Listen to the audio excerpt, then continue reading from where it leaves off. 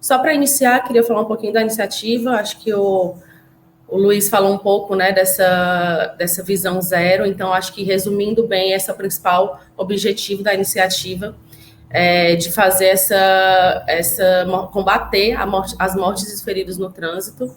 A gente está hoje na terceira fase da iniciativa Bloomberg, que durará 6 anos, né? A gente já começou em 2020, e ela vai chegar em 15 países, atualmente com 23 cidades, e até o final desses 6 anos expandir até 30 cidades.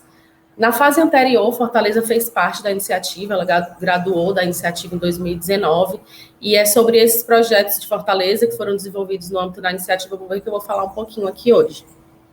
Então, Fortaleza, ela iniciou na iniciativa em 2015, mas desde 2013, com o prefeito Roberto Cláudio, ela já tinha iniciado uma grande transformação urbana na cidade, e que a visão principal era de que a cidade fosse uma cidade para pessoas.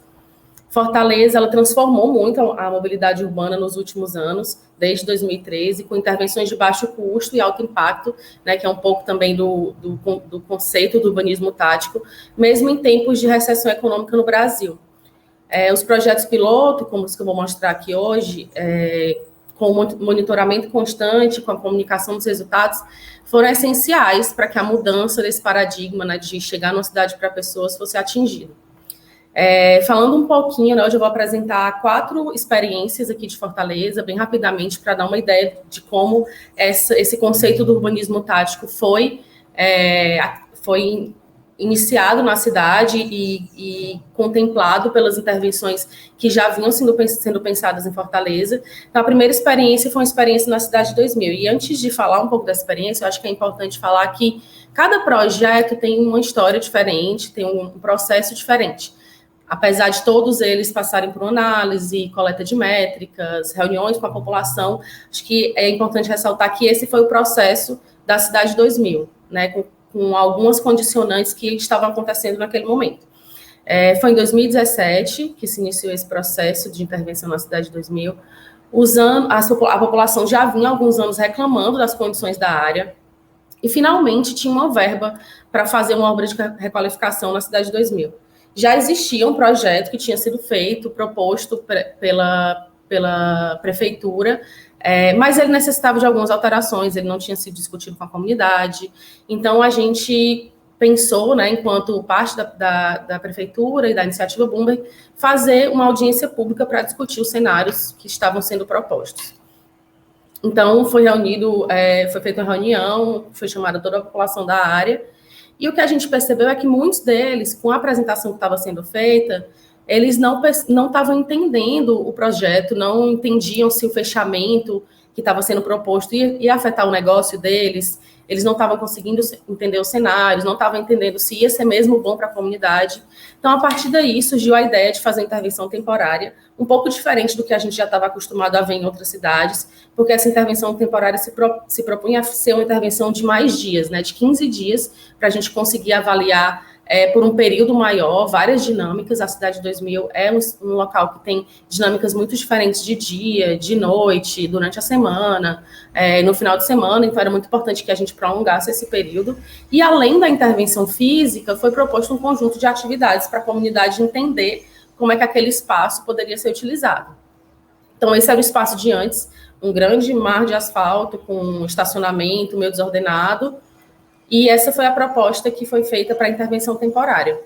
Foram mais de 1.200 metros quadrados de espaço público reconquistados, e a divisão do espaço, né, teve uma mudança de priorização, uma inversão de priorização dos usuários vulneráveis. Então, antes, o espaço era 79% dedicado aos veículos motorizados, com estacionamento e faixas de tráfego, e depois o pedestre começou a ser o prioritário na região, com 73% da área destinado a esses usuários. Então, as pessoas, tão logo foi implantada, as pessoas já começaram a utilizar a pracinha e se sentirem mais seguras também, né? A gente fez muitas pesquisas na área e 11% das pessoas, somente 11%, se sentiam seguras para atravessar as ruas antes da intervenção. Depois, esse número cresceu para 80%. E esse número de crianças brincando na área também é uma métrica muito importante, porque diz um pouco sobre a segurança do local, que antes era visto como um ponto de venda de drogas, um ponto inseguro, que não era considerado um local familiar. Então, muitas crianças, essa cena começou a ser comum, de muitas crianças brincando na área, e todas essas métricas que a gente coletou de diversas formas, tanto com pesquisadores em campo, com painéis comparando fotos antes e depois, com um totem interativo, que é essa foto da direita. Então, todas essas métricas foram muito importantes, não só para convencer a população que, vivendo o espaço, né, ela já estava muito convencida de que eram melhor para a comunidade, mas também para convencer alguns técnicos que talvez não estivessem tão convencidos de que aquele projeto era bom, né, para a cidade e poderia gerar outros frutos em outras áreas da cidade. Então, também foi muito bom e surpreendente para a gente ver que a população mesmo se articulou para fazer um abaixo-assinado. Essa é a dona Isabel, ela é dona de um comércio, de um restaurante lá na área, e ela que liderou esse processo do abaixo-assinado para a intervenção se tornar permanente. Então, o projeto se tornou permanente, como a população havia demandado. Então, essa área, né, que era um estacionamento desordenado, que era super perigoso, e as pessoas relatavam que tinham medo de ser atropeladas nesse local, virou uma praça com bancos, com espaços para permanência, dando mais espaço também para os bares e outros locais utilizarem, para as pessoas se sentirem mais seguras. Aquela travessia em que as pessoas diziam se sentir muito inseguras foi substituída por uma faixa elevada.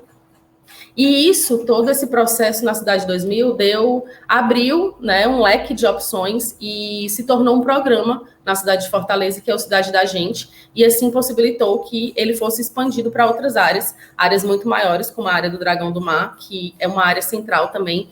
Então, era um novo desafio fazer essa intervenção em uma área que tivesse um foco, né, em que várias pessoas passavam pela área do Dragão do Mar por dia, era perto do centro da cidade, perto da praia também, e diferente da Cidade 2000, né, esse foi um desafio muito maior, 4.000 metros quadrados de espaço público reconquistado, comparando com a Cidade 2000, que foi 1.200 metros quadrados.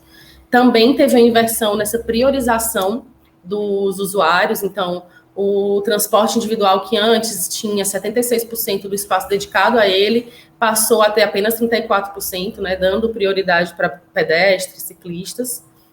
E como a gente está falando de segurança viária, é muito importante a gente ter métricas que mostrem, né, além das fotos, que claramente mostram essa melhoria, mas as métricas também mostram que as pessoas estão mais seguras, porque teve uma redução de 91% de pedestres caminhando, utilizando o leito viário.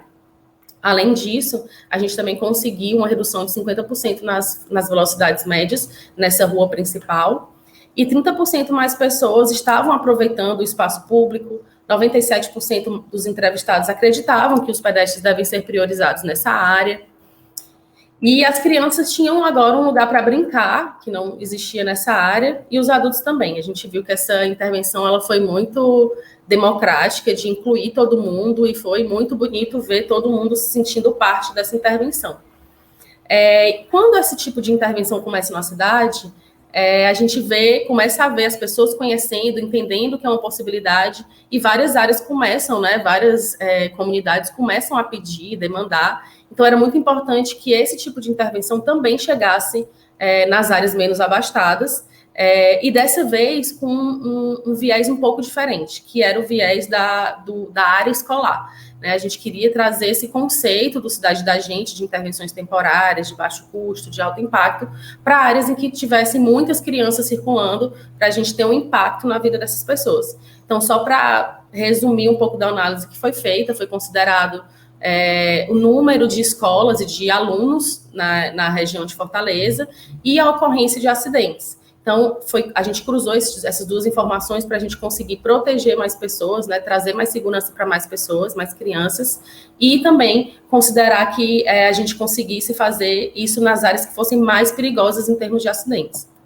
Então, o Cristo Redentor, que foi essa primeira área, a intervenção piloto dessa intervenção em áreas escolares, é uma área que não tem espaço público, é uma zona periférica, em que as crianças não tinham onde brincar, era uma área super perigosa, porque essa área era uma área em que os ônibus utilizavam para fazer o retorno, então ainda tinha essa camada a mais de insegurança. E agora as pessoas têm não só uma nova praça, mas também esse espaço que eles começaram a chamar de praia.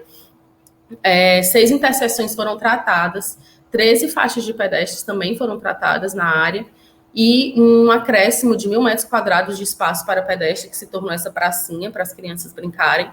Se tornou também um novo ponto de encontro para os vizinhos, e as crianças finalmente tinham esse lugar para brincar, né? A gente ouviu durante esses dias de intervenção e depois vários depoimentos de pais agradecendo e dizendo que agora eles sabiam onde os filhos deles estavam brincando, porque eles não precisavam sair ali daquela região para encontrar um local para brincar.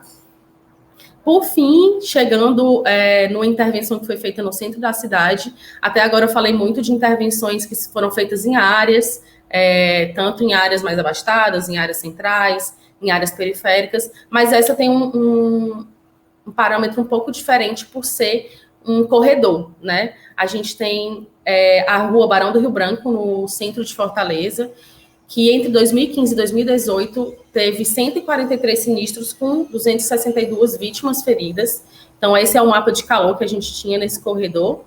E essa é a cara, assim, da Barão do Rio Branco, né? Muito parecida com muitas áreas centrais da cidade, das cidades, não só de Fortaleza, em que a gente tem uma ocupação das calçadas que muitas vezes são estreitas ou sem qualidade, e acaba que as pessoas têm que trafegar no leito viário. Então, os veículos, a gente, através de pesquisas, também chegou a essa conclusão de que 25% dos usuários daquela via, eles estavam trafegando de veículos motorizados, e 75% dos usuários eram pedestres ou ciclistas, e o que acontecia é que o espaço físico, ele não rebatia essa divisão do espaço, né? Apesar de só 1/3 dos usuários serem motoristas ou usarem veículos motorizados, 2/3 do espaço estava destinado a eles. Então, a intenção foi tornar essa divisão um pouco mais equitativa, mais segura também para os pedestres, e antes 33% só desses espaços para pedestre eram destinados para o pedestre, e depois 60% dos espaços do espaço era destinado para o pedestre. Esse tipo de cena era muito comum de ver antes, com alguns pontos em que quase 180 pedestres por hora trafegavam no leito viário. Então, com essa ampliação de calçada, a gente viu que 92% menos pessoas estavam caminhando pelo leito viário de forma insegura. Essa também era uma situação muito comum nessa região, em que a gente via pessoas atravessando em locais que não tinham travessia de pedestre. Nesse caso específico, mais de 1.000 pessoas por hora atravessando, e a gente percebe pela imagem as pessoas correndo que não era uma travessia segura. E com a intervenção a gente conseguiu que mais essas 1.000 pessoas atravessassem de forma segura. Falando um pouco de segurança viária, mais ainda de segurança viária e velocidade, a gente tinha que 36% dos veículos, eles estavam acima da velocidade de 30 km por hora, que era o objetivo de ter nessa área central. E com essa intervenção, com o estreitamento da faixa, né, com a diferença do espaço de ter apenas uma faixa de circulação viária e o restante do espaço para esse prolongamento de calçada, a gente teve que apenas 5,8% dos veículos estavam trafegando acima de 30 km por hora e 84% menos veículos acima da velocidade.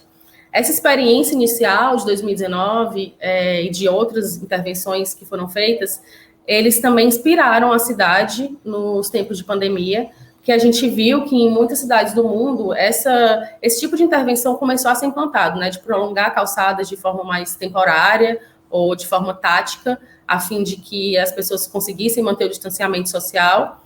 E essa ideia de Fortaleza, ela também se alastrou assim pela região central. Então, aqui são outras imagens de outras vias que acabaram recebendo o mesmo tipo de tratamento recentemente, e experiências como também com ciclofaixa, com prolongamento de calçada, áreas de carga e descarga, que foi um diferencial, né, já ter feito essa experiência mesmo antes da pandemia. Esses projetos pilotos que começaram em 2013, eles levaram a projetos mais ousados. As ciclofaixas que antes, no início de 2013, lá em 2013, elas eram assim, sem segurança para os ciclistas, agora elas são assim, com espaços de proteção do ciclista, em que a gente acaba convidando pessoas de todas as idades para pedalar nas vias de Fortaleza. As ruas comerciais, né, que tinha o carro como prioridade, agora coloca os pedestres primeiro. E esse vasto mar de asfalto do Dragão do Mar se converteu em um espaço público colorido, um novo espaço público colorido para as pessoas.